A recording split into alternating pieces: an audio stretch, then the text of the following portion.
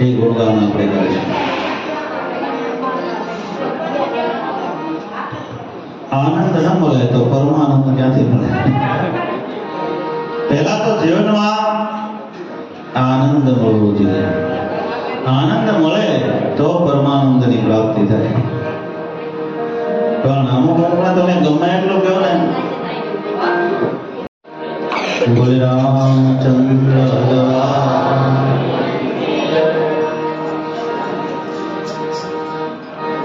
ગમે તેટલું કહીએ, પણ અમુક જે મનથી દુઃખી છે એને કોઈ સુખી ન કરી શકે. પોતાના મનથી જ દુઃખી છે. વરસાદ આવે ત્યારે બહુ વરસાદ આવે છે, ગરમી પડે ત્યારે ગરમી પડે છે બહુ, ઠંડી પડે તો કે બહુ ટાઈટ છે, અને કોણ સુખી કરી શકે? કોઈ મનથી દુઃખી, કોઈ તનથી દુઃખી, એને કોઈ ન સુખી કરી શકે. પણ જે મનથી સુખી છે એને કોઈ દુઃખી ન કરી શકે. મનથી જ જે સુખી છે, કાયમ જેને નિરાનંદ છે, જે કાયમ ભગવાનના નામમાં ડૂબેલા છે, જે કંઈ થાય એ એની પણ કૃપા હશે એવું જ્યારે વર્તમાન થવા મળે ત્યારે મને એવું લાગે છે કે મેં ઘણા આયોજનો કર્યા પણ ભગવાન નિર્વિઘ્ન પૂર્ણ કરે છે. ત્યારે ઠાકોર કંઈ ને કંઈ આવીને ઉભો રહે છે.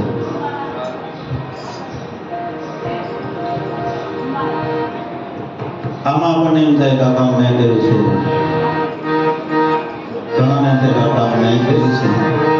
નરસિંહ મહેતા કહે છે, હું કરું આ બધું મેં કર્યું, એ જ છે અજ્ઞાનતા. આ બધું મેં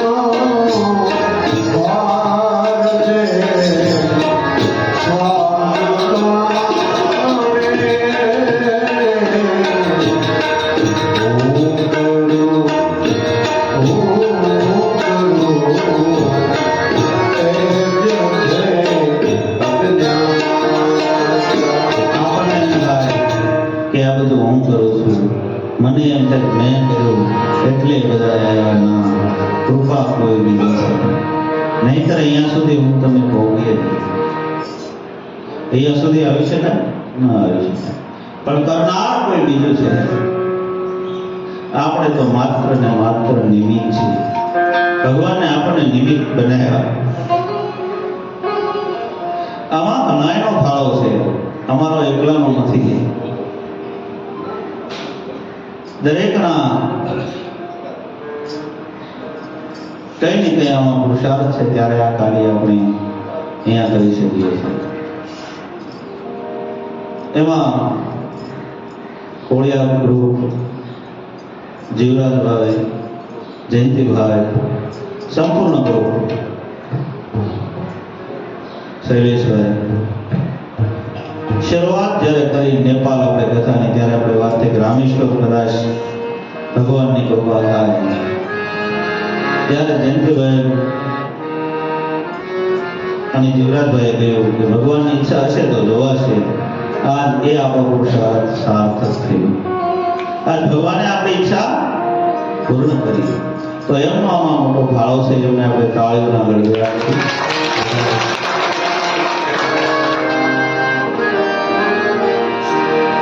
એમ અમારા ટીમ્બા ગ્રુપ એમાં પૂજ્ય બાપુ ને બુધાભાઈ, આમાં ઘણાની ટિકિટો હતી, પણ જેના ભાગ્ય હતા, જેને ભગવાન બોલાવતા હતા, એ અહીંયા આવી શકે.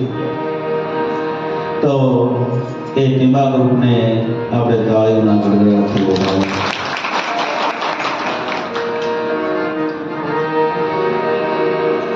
પાલિકાના ગ્રુપ હોય તો હિંમતભાઈ કે અમારે માસ્ટર સાહેબ, એને તો મને એવું કીધું જ્યાં કથા હોય ને મારું નામ તો લખી જ નાખજો મારે માસ્ટર પ્રધાન. તો એમને અને પૂજ્ય કાપડી બાબુ, હિંમતભાઈ, પાલિકાના સંપૂર્ણ ગ્રુપને તાળીઓના ગડગડાટથી અને રામબાપુને તમને સામેથી, બાબુ આ વખતે મારે આવવાનું છે, અમારા તો ફાઇનલ જ થઈ ગઈ. તો રામબાબુ તેમજ ચંદુભાઈ અને અમારે પ્રવીણબાબુ સંગીત વૃંદ જે કાયમિક આપણને સાથ આપે છે અને 7 દિવસ જે આપવાના છે એમને આપણે તાળીઓના ગડગડાટથી ઉઠાવીએ.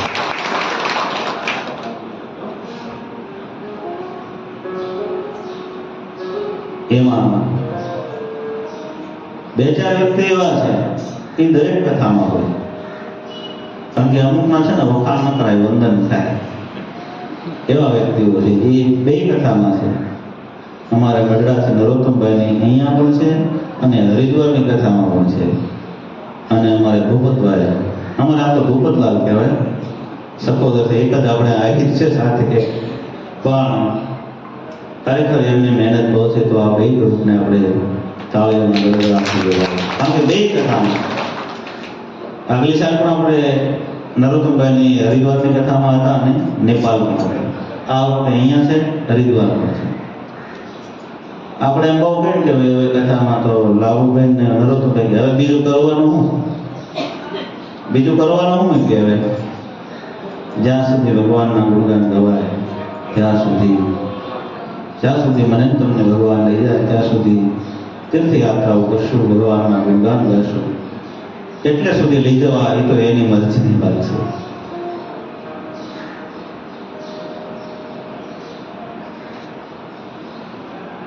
એમ હવે અમે ભલે 2 જોઈએ, પણ અમારે તો કહેવું તો પડે ને, ઘરે સસ્તા તો થાય ને. આપણે કેમ કરશું? તો અમારે કિશનભાઈ, પ્રમાદદા બધા નક્કી કરીએ અગાઉ કે આનું કરીએ તો કેમ થાય. પછી બધાને રાય લઈએ, પણ બધા જેમ કેમ જયા બોલાવતા બોલ દ્વારિકાધીશ, આમ બધાના હાથ ઊંચા થાય ને ત્યારે આ કરીએ. એ અમારે પ્રમાદદાને બધા કાયમ એમ કે તમતારે કરો ને જે કાકર કરે. તો અમારા ગામના ગ્રુપને તો તાળીઓના ગડગડાટથી અમારે બજાવવાનું.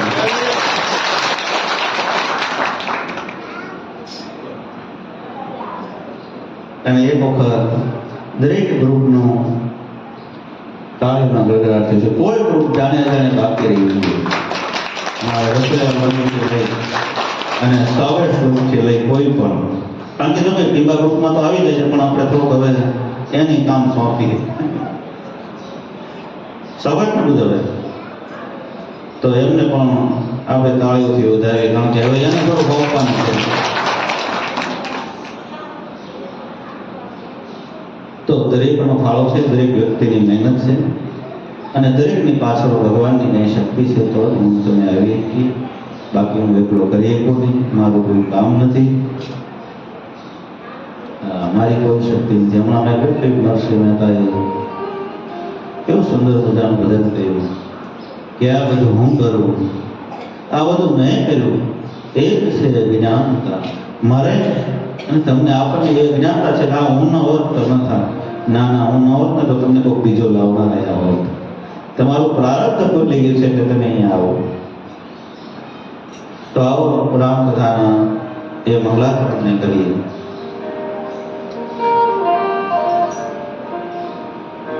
વર્ણાના સંધના રચાના સંદચામિત્યો મંગલાના ચ કર્તારો વાણીના શુભનાય ભવાની શંકરો વંદે શ્રદ્ધા વિશ્વાસરૂપ અભ્યથાનો પસંતે ભગવાન ગજાનન ગણપતિને યાદ કરી ભવાની શંકરો વંદે શ્રદ્ધા અને વિશ્વાસનું જે પ્રતીક છે એ મહાદેવનું વંદન કરી સંત તુલસીદાસજી મહારાજ 1631ની સાલમાં આ રામકથાનો જે ગ્રંથ છે એને પ્રકાશિત કર્યો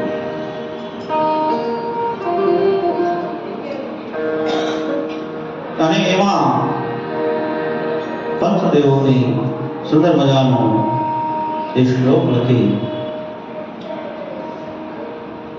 અને વંદના પ્રકરણથી રામકથાની શરૂઆત થઈ છે. પ્રથમ વંદનાઓ બહુ કરે છે. જે કાર્ય તુલસીદાસજીએ કર્યો ત્યાર પછી એને વંદના પ્રકરણથી શરૂ કર્યું. એમાં સૌ પ્રથમ વંદન ભૂનામ પૃથ્વીના દેવતાઓ બ્રાહ્મણો એમને વંદન કર્યા છે.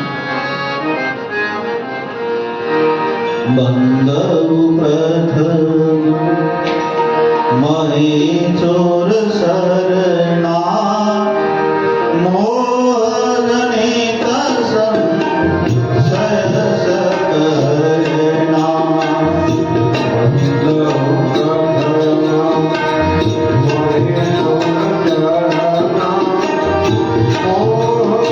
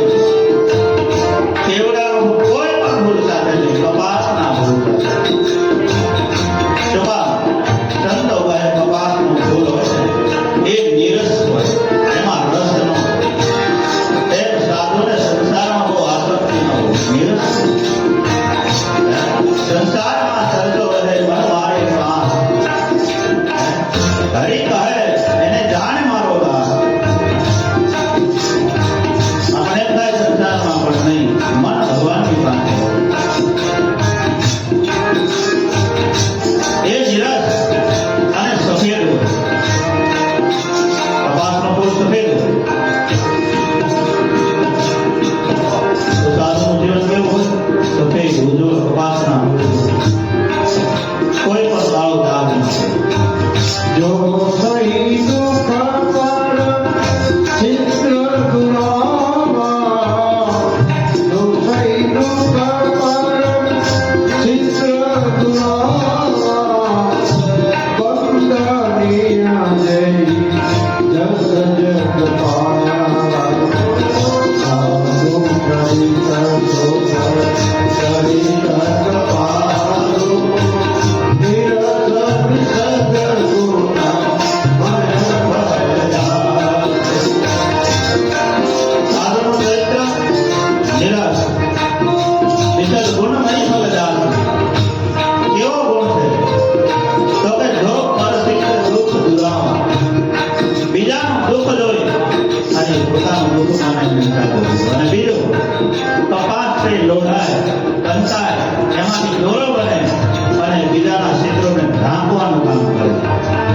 સાધુ બીજાના છિદ્રોને ઢાંકી દે એને સદન ચાલુ બીજાના ચરિત્રને ઉઘાડો ના કરે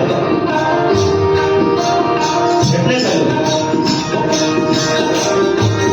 જો સહી દુઃખ પર ચિત્ર દુરાવા, બંદનિયા જય જસ જગ પાયા,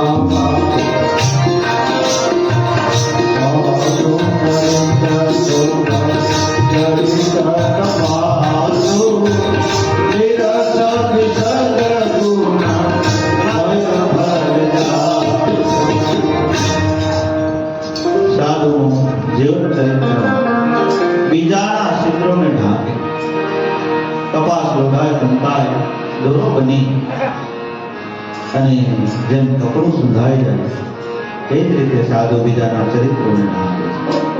એમને તુલસીદાસજીએ વંદન કર્યા. અને તુલસીદાસ જે કહે છે કે કોઈ પણ માણસ હોય, ગમે તે હોય, છલ હોય, દુરાચારી હોય, અને આપણે કહેતા ને પાડોશી દાદા ભલે ને માછીમાર હોય પણ એક વખત તમે કેન્દ્રમાં આવો, એમ તુલસીદાસજીએ તો 550 વર્ષ પહેલા કહી દીધું કે તમે સત્સંગમાં આવશો ને, બીનું સત્સંગ વિવેક ન હોય, રામ કૃપા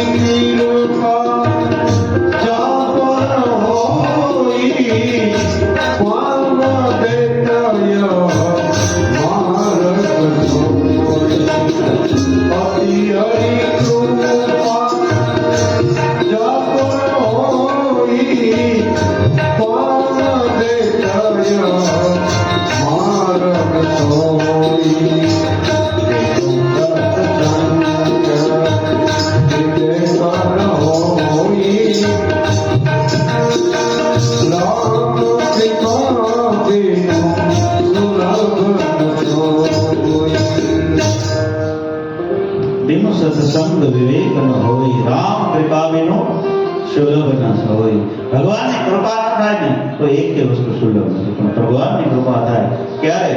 તો કે તમે સત્સંગમાં આવો ત્યારે. તો સત સુધર એ સત્સંગતિ પાય પારસ પરસ પુગાત સુહાય. એવા દાખલાઓ કે હા હા અજામિલની કથા તમે લો. વાલીઓ લૂંટારો વાલ્મીક ઋષિ બની ગયા. સત્સંગમાં આવે તો સંતો એને જગાડી દે છે. એક દિલ જાગી જા, આ 84 લાખ યોની છે એમાં તું ભટકે છો, મારા શરણે આવવા માટે તું જાગી જા. સંતો એને જગાડવાનું કામ કરે છે. સત્સંગ એને જગાડવાનું કામ કરે છે. સ્વાધ્યાય એને જગાડવાનું કામ કરે છે. અને મંદિરના દેવ દર્શનો મનુષ્યને જગાડવાનું કામ કરે છે. તીર્થયાત્રાઓ મનુષ્યને જગાડવાનું કામ કરે છે. કોઈ સારા દ્રષ્ટાંતો મનુષ્યને જગાડવાનું કામ કરે છે. અને જીવ જ્યારે જાગી જાય ત્યારે 84 લાખ યોનિમાંથી એ મુક્ત થઈ પરમાત્માના પદ સુધી પામી જાય છે. એટલે સંતોએ કહ્યું છે જાગજો જાગજો સુતા તમે જાગજો. જાગજો જાગજો સુતા તમે જાગજો. જાગજો જાગજો સુતા તમે જાગજો. જાગજો જાગજો સુતા તમે જાગજો. ઓ સંતો બરાવે છે ઢોલ જાગજો.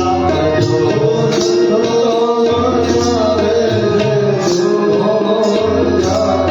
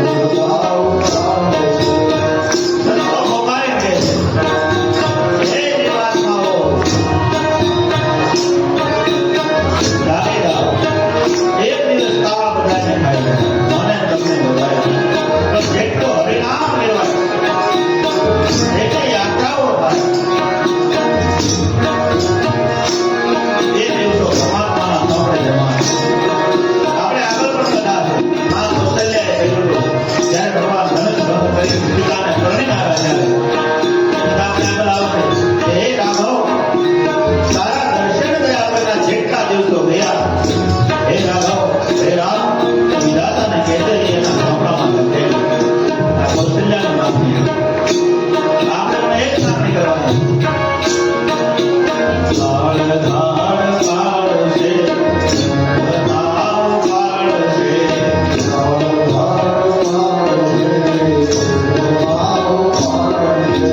સંતોના સાંભળજો બોલ જાગજો.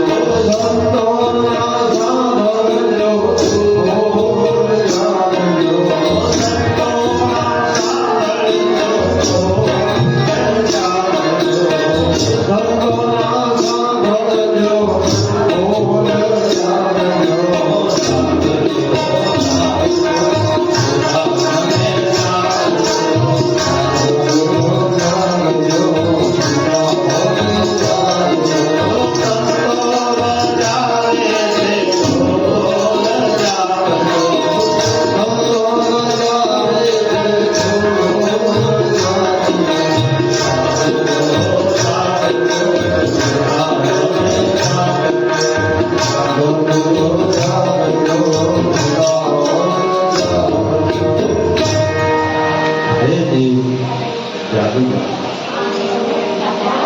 મેઘ મહારાજે પણ આપણું સ્વાગત કરતા હોય એવું લાગે છે. 2-3 દિવસ પહેલા તો ગરમી હતી, સમાચાર હતા પણ આપણે આવ્યા નહીં. ઈશ્વરની કૃપા હોય એવું લાગે.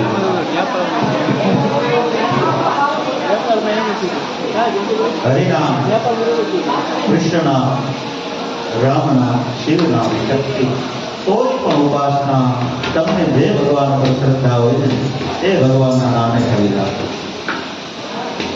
ઘણા એમ કે બાપુ આ મંત્ર આપો, આ મંત્ર, કાંઈ મંત્રની જરૂર નથી, કોઈ વસ્તુ એક જ જરૂર છે, તમને શ્રદ્ધા હોય એ નામ ઉપર કરી રાખો. તમને જેના ઉપર ભરોસો હોય એ ભરોસો તમને કાઢી દે. સંતોએ ઢોલ વગાડીને કહ્યું છે. કયો ઢોલ? સત્સંગનો ઢોલ વગાડ્યો, વાણીથી ઢોલ વગાડ્યો. આમ સપાટો માર્યો હોય. ભોજનરામ બાબાએ તો કેટલા સાર્થકો કર્યા છે. તો મારે તમારે અહીંયા 7 દિવસ સુધી ભગવાનના નામના ગુણગાન ગાય અને સત્સંગ કરવાનો. કથા તો બધાને મળે છે, પણ જેટલું ભજન થાય, જેટલી આ શરીરથી સેવા થાય એ સાર્થક બનશે. તો 7 દિવસ આપણે સત્સંગ કરીએ, ભગવાનના ગુણાનો ગાઈએ, રામેશ્વર ભગવાનના દર્શન કરીએ, બને એ સેવા કરીએ. અને સેવાનું તો કંઈ કહેવું પડે નથી, કારણ કે મેં પહેલે દિવસે જ જોયું છે. બહેનો બધા વાસણ ધોવા બેસી, એકબીજાના થેલા ઉપાડતા હતા, બધું જોયું. મને એમ કે કહો વધારે માણસો, મેં તો વધારે બહુ માણસોની જરૂર નથી, પણ સજ્જન એક હોય ને તોય 100 બરાબર છે. નહીં તો તમારે ઘણાને ખબર છે બાપુ ધારો 500 માણા ભેગું કરે. શું કરે? 500 માણા ફક્ત ન લેવા દે, ન લો. એને અહીંયા કાંઈ કામ નથી. અહીંયા તો ભજન કરે, સેવા કરે, સુમિરન કરે, તીર્થયાત્રાઓ કરે, સારા વિચારો કરે અને કોઈને સદુપયોગી થાય એ જ આપણી સાથે જોડાય. તો અત્યારે આપણે અહીંયા કથાને વિરામ આપી અને આરતી અને આવતીકાલે સવારમાં પરિવાર મંગલ પ્રારંભની અંદર કથાની અંદર પ્રવેશ કરીશું.